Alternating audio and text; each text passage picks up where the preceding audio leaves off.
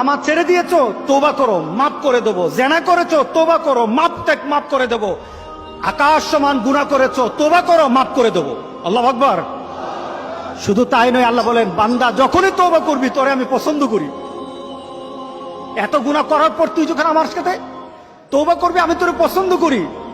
শুধু তাই নয়, আল্লাহ সুবহানাহু ওয়া তাআলা বলেন, যারা মুতাতাহহিরিন, যারা পবিত্রতা অর্জন করে, আল্লাহ তাদেরকে পছন্দ করে।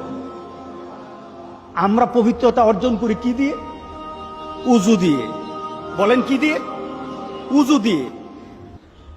আমরা পবিত্রতা অর্জন করি তওবার মাধ্যমে। প্রথম, এটা হলো আত্মার পরিশুদ্ধতা।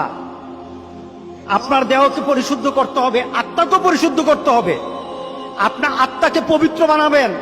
আত্মাকে পবিত্র বানাতে হলে তওবা লাগবে। এটা পানি দিয়ে হবে না, মাটি দিয়ে হবে না। আপনার আত্মাকে যদি পবিত্র করতে চান তাহলে তওবা লাগবে। কি লাগবে? তওবা।